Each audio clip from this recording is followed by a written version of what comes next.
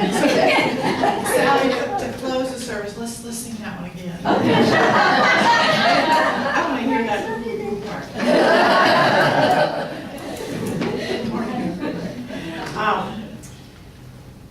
Three blind mice. Three blind mice. You know that nursery rhyme? Do they even teach it to kids anymore? I haven't taught it. You have to be Yeah, well, I've always found it to be quite odd, and I think it should more appropriately be three visually impaired. That rhyme must have stuck with me because one year for Halloween I dressed up as this deranged farmer lady, and I had this bloody cleaver, and I had three little ropes with bloody nubs, and my friends, three of my friends, if I had been a good person I would have found a picture, were dressed up with little dark glasses and little mouse ears and wearing sticks and little bloody nubs on their shorts, but I digress. But at any rate, so today I do want to talk about blindness, but I want to talk about a different kind of impairment of vision.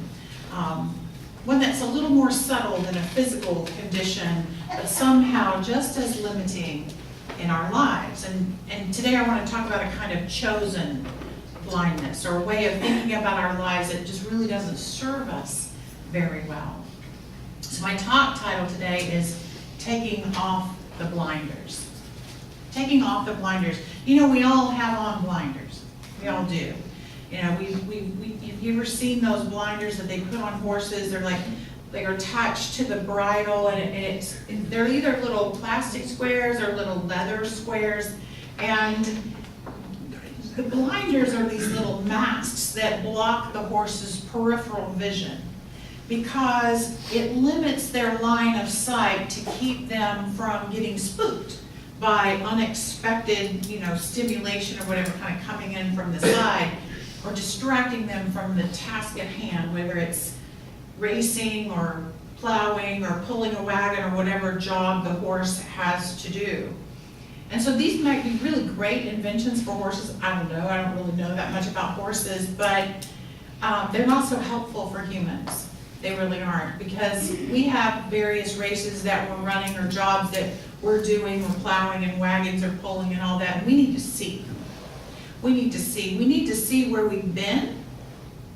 We need to see what's around us in this moment, and we need to see where our intentions are leading us.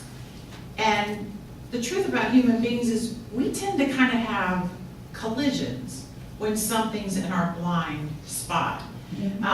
Think about this. The more blind spots a vehicle has, the lower safety rating it's going to get, because the safest vehicles even have cameras that help you see what's in your blind spot.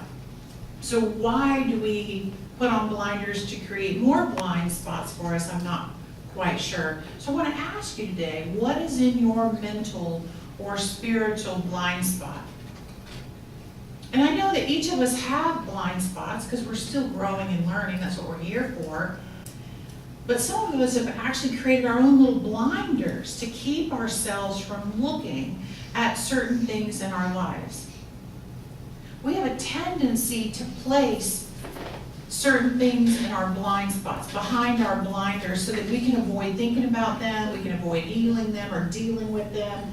But I've already said, things that are in our blind spot tend to wreak a little havoc when we forget that they're there. We're just kind of moseying down the road and wham, we run into something in our blind spot that we're trying to merge into something new, and then something old just is in our blind spot. Sorry, officer, I didn't see that coming. Sorry, it was in my blind spot. So what do we tend to put behind our blinders, out of our vision? I think one of the things that we put back there is painful memories, right? We've all had experiences that we would just as soon forget. People who have co-created that pain with us, or hard lessons, these gut-wrenching experiences and memories, and we just dump them in the blind spot. I don't want to think about it. I don't want to talk about it.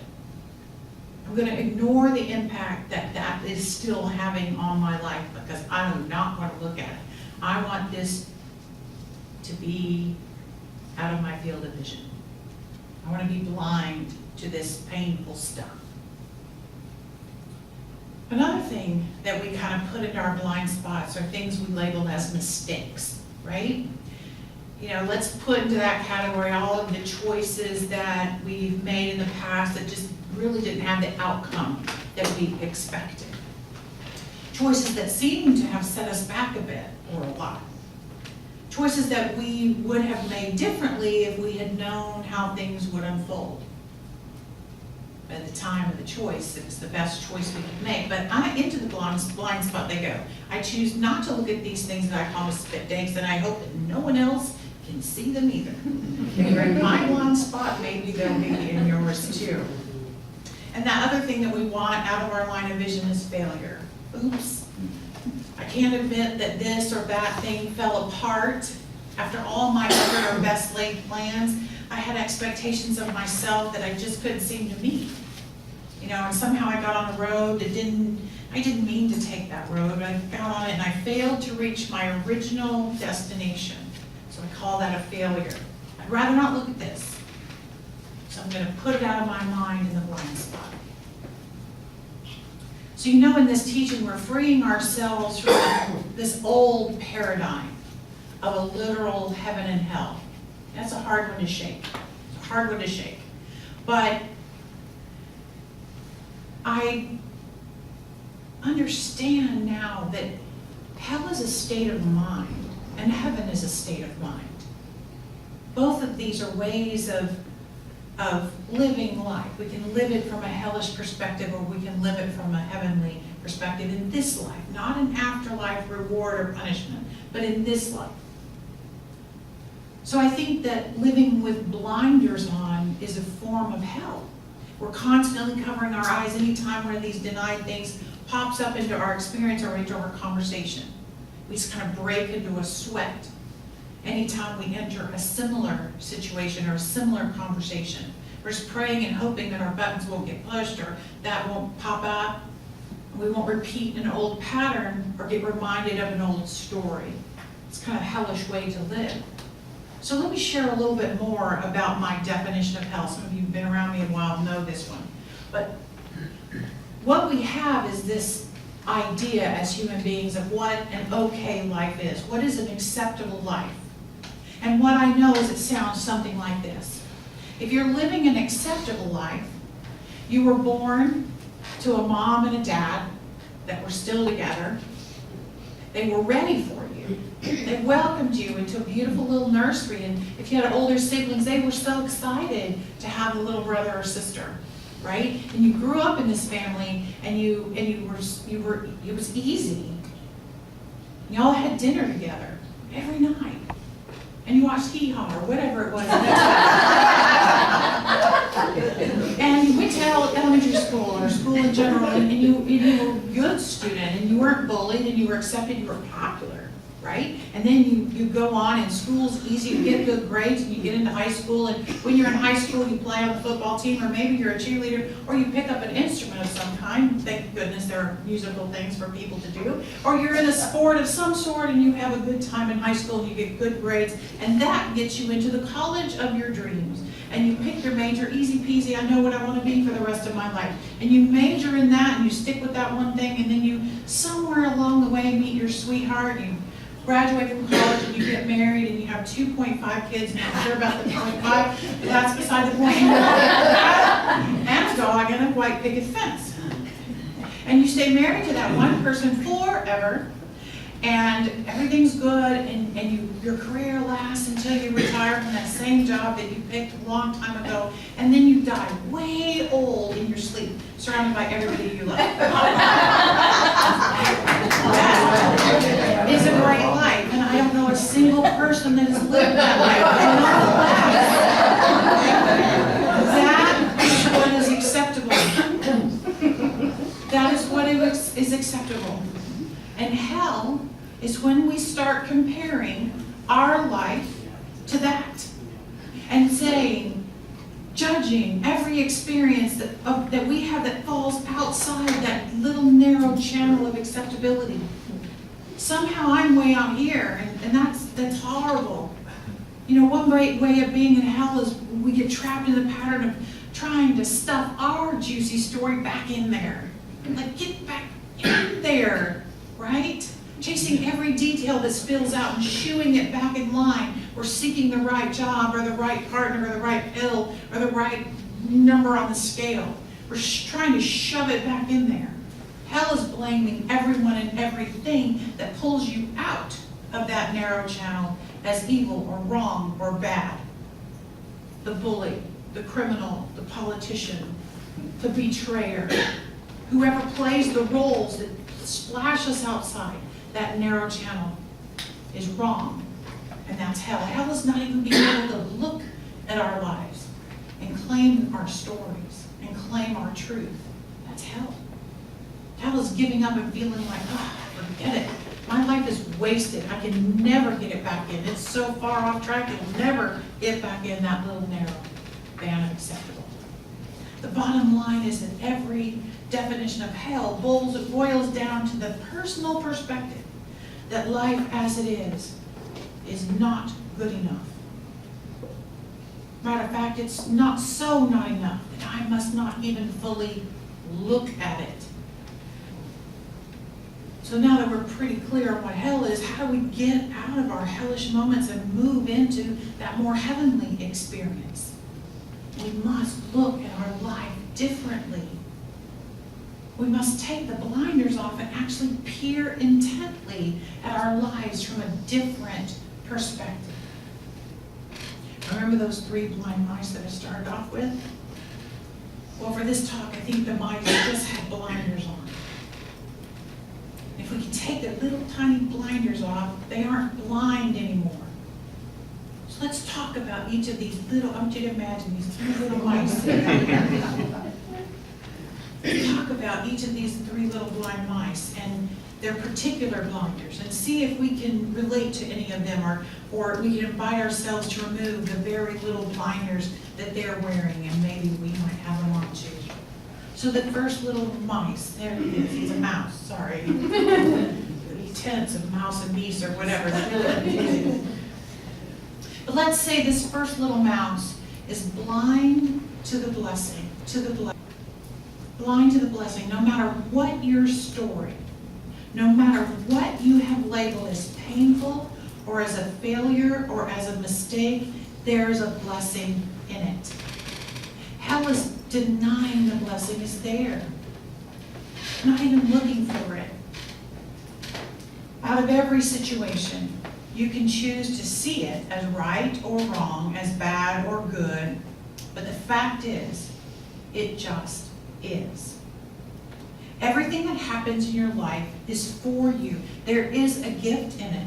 Perhaps it is the gift of uncovering a new strength or a new personal power. Perhaps it's the gift of learning to forgive or learning something else that's equally important to know. Perhaps contained in the experience is a new friendship or a new connection that you wouldn't have made had you not taken that detour. Because you know what, because of a job or a relationship that you might consider a failure, there is a new freedom, or perhaps an ending to a discomfort that you were hoping would go away anyway. Contained within a diagnosis may be a new focus on health or wellness. If we remove this particular little blinder, blessings start showing themselves. If we can remove this blinder, we can gaze at ourselves in a mirror and love the journey that brave person in the mirror has been on. So let's not be blind to the blessings that are just served up within every challenging experience. Every time we've spilled outside that little channel, we've been on a hunt for a blessing. So let's turn over every rock in our story and find those lessons, find those gifts, and the inspiration that's available within them. So let's say our second little mouse, pay attention to that one. That second little mouse is blind to personal power. Have you ever been blind to your own personal power? See, if you have this blinder on, you're playing small. You're playing small. You may be simply accepting other people's opinions, and a lot of the time, the opinions they're holding are opinions about you and your abilities. This unwillingness to see your personal power often causes you to play it safe in order to not rock that proverbial boat.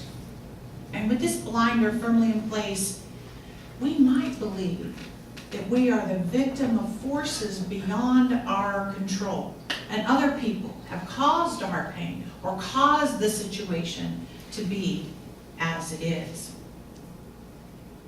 The failure or the experience we had was someone else's fault, or the painful outcome was caused by a power out of your control, like it was the environment, or the economy, or the wind of change, or the government, or the company, or our parents, or our family, or somebody is to blame when I'm wearing the blinder to my personal power. And this particular blinder is one of the first to go when we come into the science of mind. Because when we find this teaching, we learn the good news that we co-create our experiences.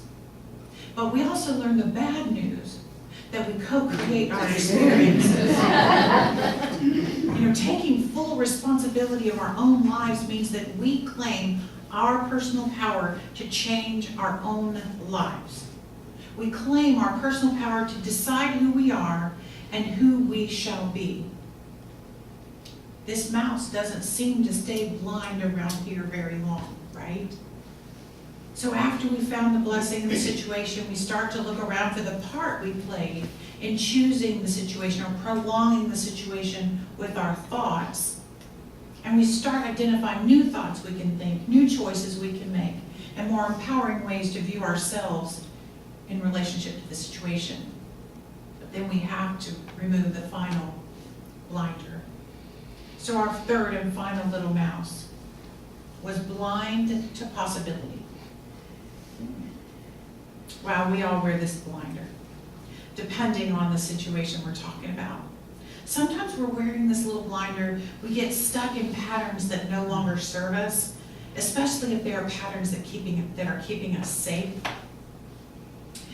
See, if we got terminated from a job in a painful way or whatever and felt like it was a failure, we may cling to an unfulfilling position because we feel secure in it.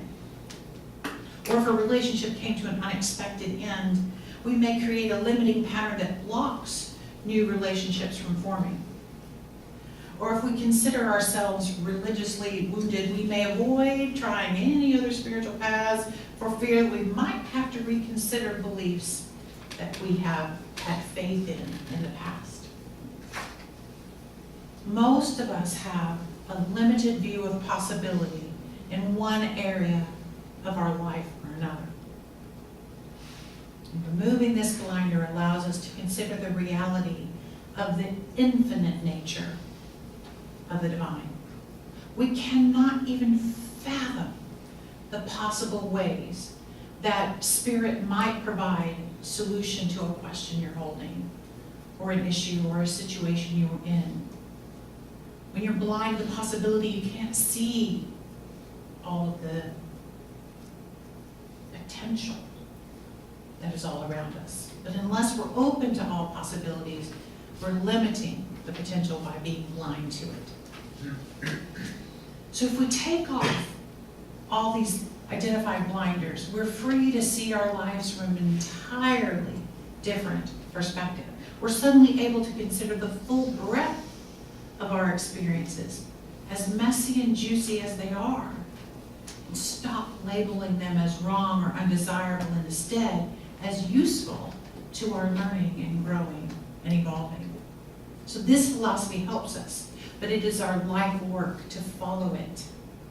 Holmes says this, Ernest Holmes, the founder of this philosophy, says it this way: this is not an easy philosophy. It's the toughest that ever confronted the mind and imagination of man. What it says is this: do you wish to be loved? Then stop hating. Do you wish to be happy? Then be sure that you are never the occasion for unhappiness in others. Do you wish to stop shedding tears? Then be sure that you are never the instrument which causes others to shed them. That's from Living the Science of Mind. In order for us to stop hating, stop being an occasion for unhappiness and tears, we must clearly know what we are creating with our thoughts and our choices. In order to clearly know ourselves to that degree, we just simply cannot have on blinders. We must look carefully at our experiences and practice radical forgiveness for ourselves and others. Then we're invited to make a new choice and have a new experience. And we do all that with our eyes wide open, looking purposefully into every blind spot. But even if we're living consciously, considering our experiences fully without blinders on, never forget that we do have blind spots. And I found a beautiful poem by Monica Rapazzo that could be our prayer today, and I'll read it in closing, and I amended it slightly for our purposes. She wrote, "Open the eyes of my heart, that I may see what lies beneath my breath, that I may perceive what lies behind my back, that I may endure finitely. Open the eyes of mine spirit, that I may see what comes ahead with evidence of the invisible, that I may perceive what brings with my destiny, that I may hope without fear. Open the ears of mine voice, that I may hear that I speak, and speak that I hear, that I may speak forth what I have seen and heard, speaking my desire into practice. Feasting amid the majestic, meditating amid the terror dreamers, breathing without lungs, but truth and faith, creating and constructing castles in the desert. Open mine eyes, I say, so I can dream of what is bound to be. Open my eyes, and let me see. Let me see the healing of the wounds of sorrow and the blessing of my innocence to be even more righteous. Let me see. Open my eyes and let me see." Isn't that beautiful? Open your eyes, and may you someday see yourself as I see you. And so